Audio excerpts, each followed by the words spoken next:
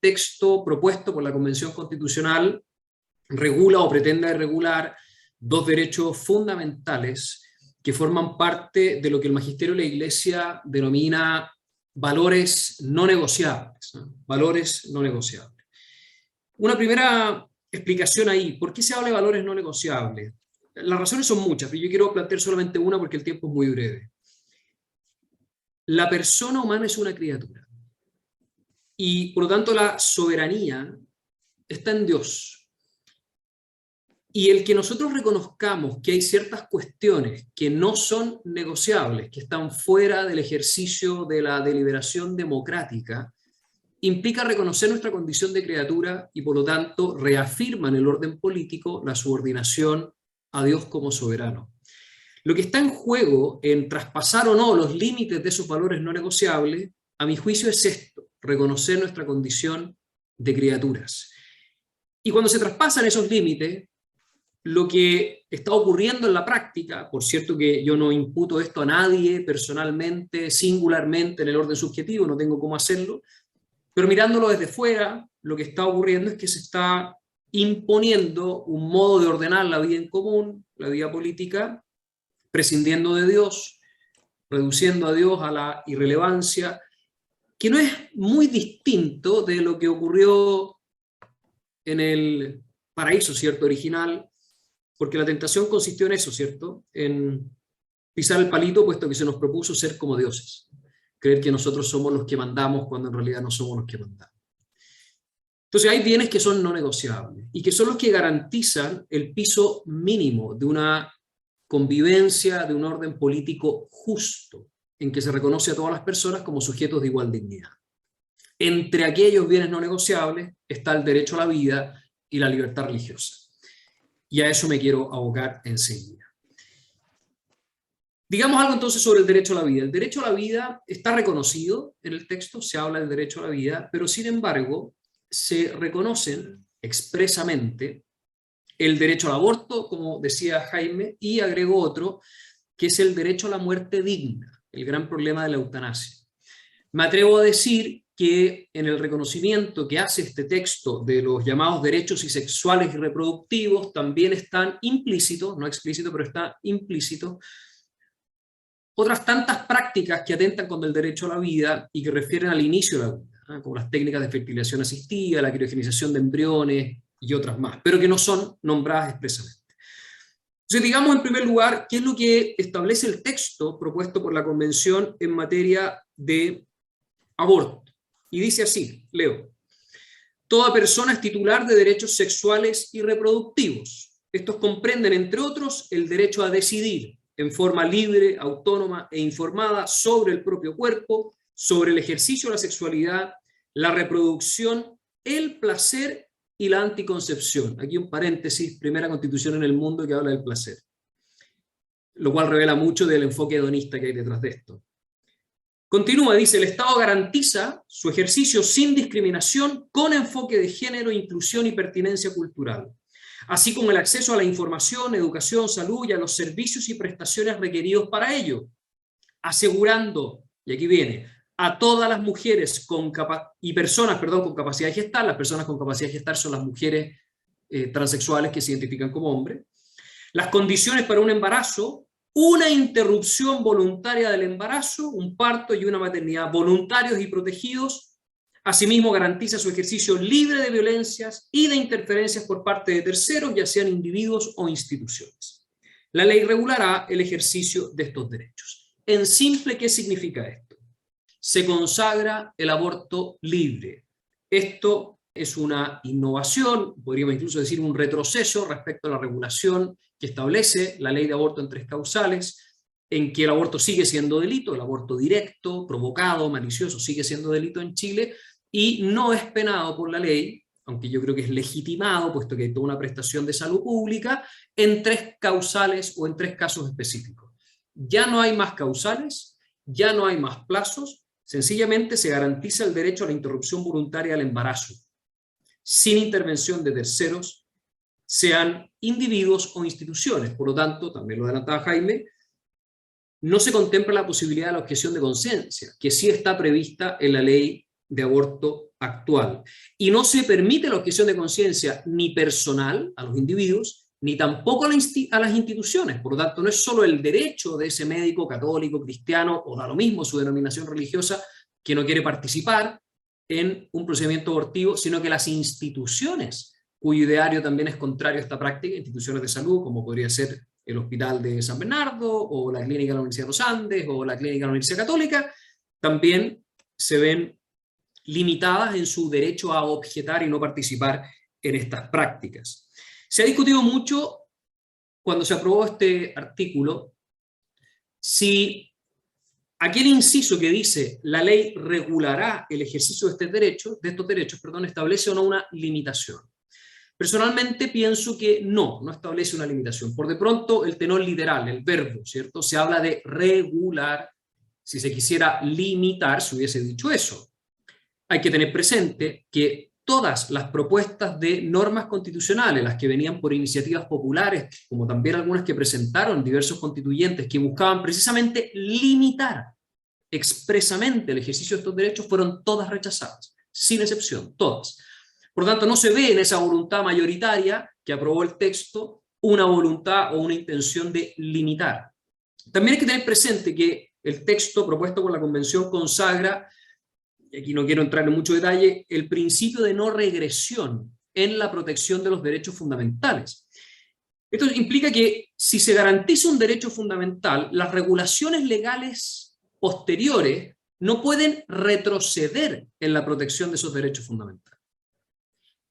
Y si el aborto libre, así consagrado, es un derecho fundamental, y lo es en la propuesta, luego una ley posterior que busque limitar su ejercicio, sea por plazos, por causales, por lo que sea, iría contra este principio de no regresión.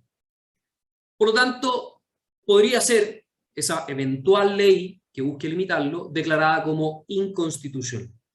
Si evidentemente estamos frente a una vulneración directa del derecho a la vida y asimismo del derecho de libertad de conciencia, puesto que no se garantiza, como ya les decía, la objeción de conciencia. Pasemos rápidamente a decir algo sobre eutanasia. Dice el texto: toda persona tiene derecho a una muerte digna. La Constitución asegura el derecho a las personas a tomar decisiones libres e informadas sobre sus cuidados y tratamientos al final de la vida. El Estado garantiza el acceso a los cuidados paliativos. Dejo hasta ahí la cita. ¿Qué significa? Claro, no habla de eutanasia, pero, por favor, en esto no hay que ser inocentes. El eufemismo que siempre se ha usado, siempre, para hablar de eutanasia, de hecho es el tenor literal, etimológico de la palabra eutanatos, muerte digna, muerte dulce, es precisamente ese. Cada vez que se ha hablado de muerte digna, siempre se ha hablado de eutanasia. De hecho, de nuevo, todas las iniciativas de normas constitucionales, tanto populares como de los convencionales, que buscaban precisar el alcance de este concepto de muerte digna, de tal manera que no pudiese interpretarse como eutanasia, fueron rechazadas. Y los mismos convencionales que aprobaron, no digo todos, pero varios de ellos, que aprobaron este texto, celebraban abiertamente en redes sociales que en la convención se había logrado lo que no había sido posible en el Congreso Nacional. ¿Por qué decían esto? Puesto que en el Congreso Nacional aún se está tramitando el proyecto de ley de muerte digna, de eutanasia. No es ley todavía. Bueno, ya se logró incorporar esto en el borrador, perdón, ya no es borrador, en el texto propuesto para una nueva constitución. Por lo tanto, aquí evidentemente hay también una contravención directa respecto al derecho a la vida, que es un bien no negociable. Y digamos algo ahora sobre libertad religiosa. ¿Qué dice el texto? Dice lo siguiente: el Estado es laico. Laico. En Chile se respeta y garantiza la libertad de religión y de creencias espirituales. Ninguna religión ni creencia es la oficial, sin perjuicio de su reconocimiento y libre ejercicio, el cual no tiene más limitación que lo dispuesto por esta Constitución y la ley. Luego dice que toda persona tiene derecho a la libertad de pensamiento, conciencia, religión y cosmovisión.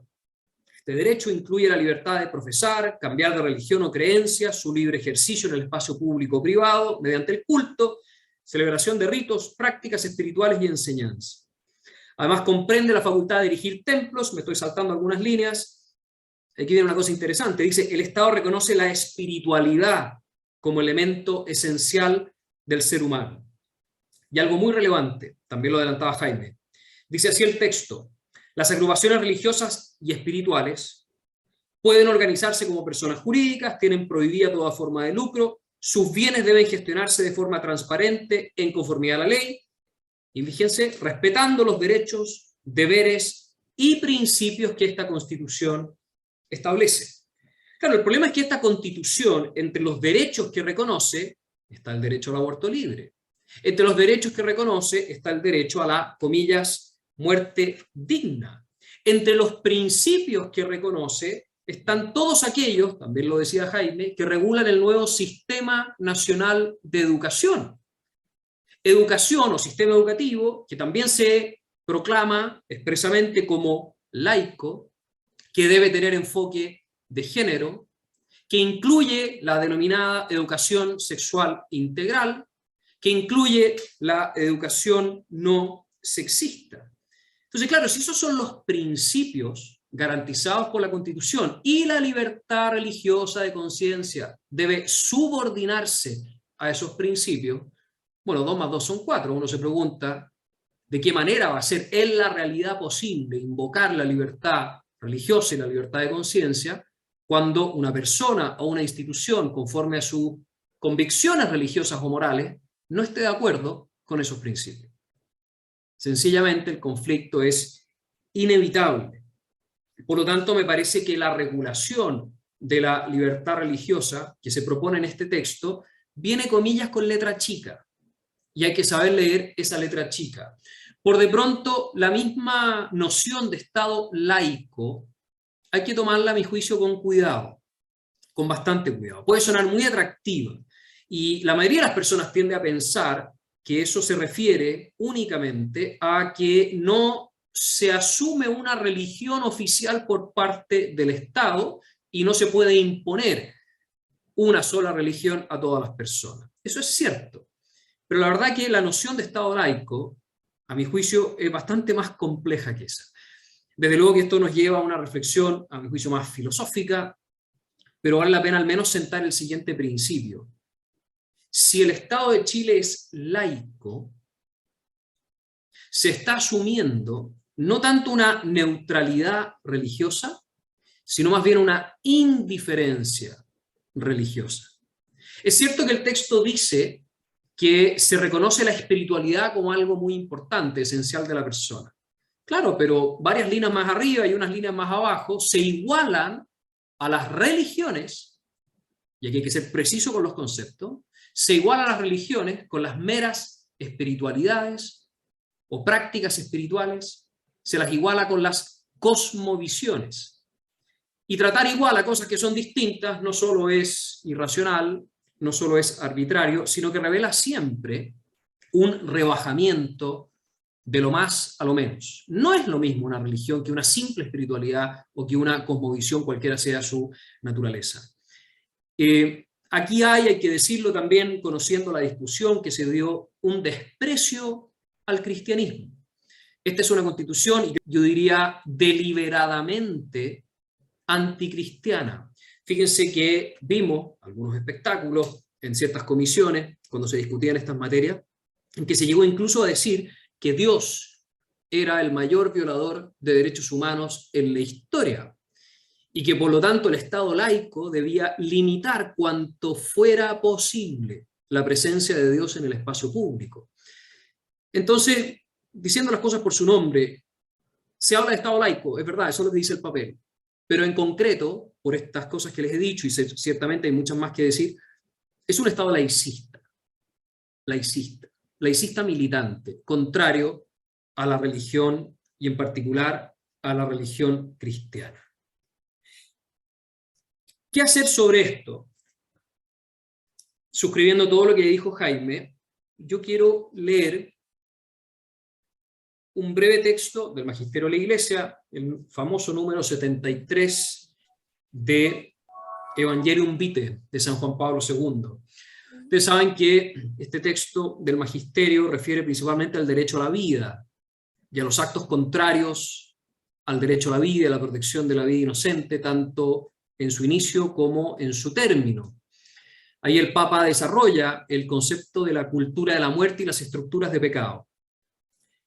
Lo que dice, si bien refiere a las leyes que son contrarias al derecho a la vida, ciertamente que por analogía podemos hacerlas extensivas también a aquellas otras leyes o propuestas legales que resultan contrarias a otros bienes no negociables como la libertad religiosa. Dice así: así pues, el aborto y la eutanasia son crímenes que ninguna ley humana puede pretender legitimar. Leyes de este tipo no solo no crean ninguna obligación de conciencia, sino que por el contrario establecen una grave y precisa obligación de oponerse a ellas mediante la objeción de conciencia. Es precisamente de la obediencia a Dios, a quien solo se le debe aquel temor que es reconocimiento de su absoluta soberanía, lo que les decía al inicio sobre la soberanía de Dios, de donde nacen la fuerza y el valor para resistir a las leyes injustas de los hombres. Es la fuerza y el valor de quien está dispuesto incluso a ir a prisión o a morir a espada, en la certeza de que aquí se requiere la paciencia y la fe de los santos. En el caso, pues, de una ley intrínsecamente injusta, como es la que admite el aborto o la eutanasia, nunca es lícito someterse a ella, ni participar en una campaña de opinión a favor de una ley semejante, y escuchen bien, ni darle el sufragio del propio voto. Bien, hasta ahí lo dejo yo. Muchísimas gracias.